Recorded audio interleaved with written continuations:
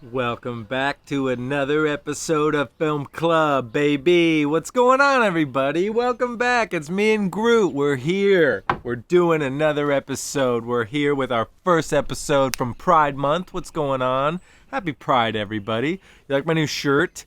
It's little pictures of Cheech and Chong with, I'm guessing, the bear from the California flag. Anyway, what's up? Good morning, Baltimore.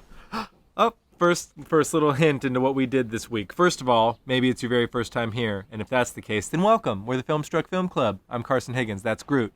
We watch a movie a week. I usually recommend it. It's usually on the Criterion Channel, but if it's not, it's somewhere you can find it. And we watch it. You watch it whenever you want that week. I do one of these. We pick another movie. It's really easy. It's really fun, and it's a great way to watch all kinds of movies. For example, if you've been with this club for a while, we do a lot of like international films, a lot of very kind of artsy-fartsy movies. This one's mostly fartsy. We watched a midnight movie, that's for sure. A very, do I have this written down correctly? NC-17, that's right. From 1974, we watched the one and only Pope of Trash, John Waters' Female Trouble, starring Divine. And if you are unfamiliar with Divine, then get a seatbelt and click that fucker, because you're in for a really wild ride. This is one hell of a movie, you guys. Female Trouble caught me a little off guard, in a good way. I think I knew what I was getting myself into, and then I was like, oh shit, I have no idea what I'm getting myself into. And I had a blast. I had a really good time. I really wish that my first encounter with this was actually in a theater at midnight with a questionable crowd, and just hooting and hollering at the screen, because it's like the only movie like this that we've watched in this club was probably Melvin Van Peebles' Sweet Sweetback's Badass Song, which is a blaxploitation film, and there's some shit going on in that movie that's for another episode. But yes, Female Trouble is the third collaboration between John Waters and his muse, Divine. Divine is a big, beautiful drag queen who is basically the inspiration for Ursula from The Little Mermaid. And if you're familiar with the musical Hairspray, that's because it's based on the John Waters film Hairspray, which starred Divine as Edna, the mother. Edna Turnblad. Ricky Lake's in that one, too. Anyway, the movie I was like most familiar with John Waters with is probably Cry Baby, which is the Johnny Depp 90s, almost like anti-Grease movie. I love Cry Baby.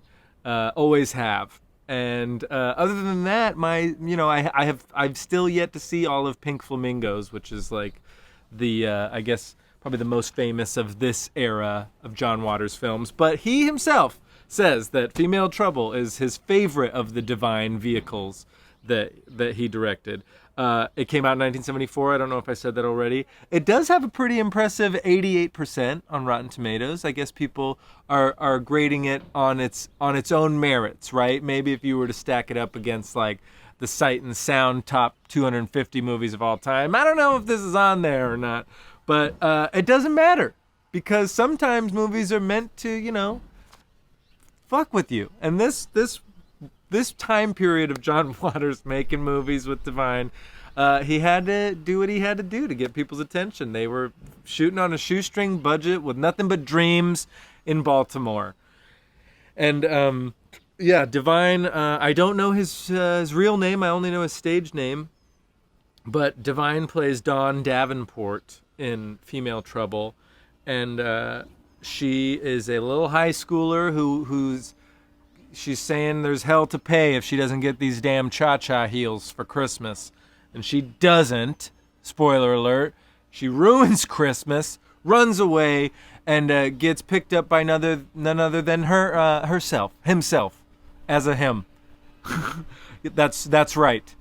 Dawn Davenport gets picked up hitchhiking by Divine, not dressed up as a woman. And then there's a really, pretty intense sex scene right there at the beginning of the movie. So, needless to say, my mom didn't last very long watching this one with us. Not to say my mom's a total prude or nothing. I just don't think she was down to watch what we were watching, which is okay. Love you, Ma. It's all right. Divine is beautiful. She's chaos incarnate, hilarious, a total fucking nightmare. and gets perpetually scarier throughout the film. I think Divine is uncredited as being Sam Kinnison's biggest inspiration, because I guess given the sound equipment that they had available to them, everybody in this movie is yelling all the time. But it sounds like they need to be, because otherwise the microphone wouldn't pick them up. And in an interview, John Waters even said, it's like, it's not their bad acting, it's my bad directing, or good directing, depending on how you look at it, that makes them be yelling all the time. Because he was like, I want people to hear this. I want people to hear what they're saying. This film is not quite as batshit as Pink Flamingos seems to be, but it is quite the stroll through the trash heap. Dawn Davenport winds up becoming in love with the mantra, crime is beauty. She's picked up by the Dashers. It's a married couple, and they're quite the pair. And they want to photograph Dawn doing crime. So Dawn Davenport, the character, starts to get more and more into this crime is beauty thing. And I watched an interview with John Waters and Divine on David Letterman, and it was, ages ago. I forget when it was. But they were talking a little bit about this movie and put something in a way that really clicked for me, which was that, like, to Dawn, it's like crime, right, is like how to be famous. And so a little bit of a spoiler here about the ending, but like getting the electric chair is like winning the Academy Award in her profession. So getting the electric chair at the end of this film is like the greatest honor she could have ever asked for. And she's a total fucking nightmare. I've already used that word, but by the end of this film, she's just, you kind of want to be as far away from Dawn Davenport as possible. She's very involved with herself, a fame monster, if you could put it that way. And the other part of this storyline, I mentioned that dressed up as a man, Divine has sex with herself, whatever. It's really bizarre, you guys. But there is a baby that's made, and it's little Taffy. And Taffy grows up. We see her at 3 different phases as a brand new baby, which is a really fucking gross scene. Divine like bites the umbilical cord off of this bloody real baby, and then we see her as a little girl, and then we see her as more of an adult a little later. But Taffy is this great character. Dawn is a terrible mother, and we're kind of in competition, it seems, with the neighbor, which is my favorite character in the film, Aunt Ida. She has the best line in the whole thing. She's trying to convince her son or nephew or something that, like, you're still single, you should go date some guys. And he's like, I'm not gay. And she says, if they're smart, they're queer. If they're stupid, they're straight. And I just thought that was such a great line. Like, it needs to be on a t-shirt or something. But Aunt Ida, played by Edith Massey, holy shit. She's one of the greatest characters I've ever seen in a movie. She's falling out of this tied up leather outfit. It's bizarre, man.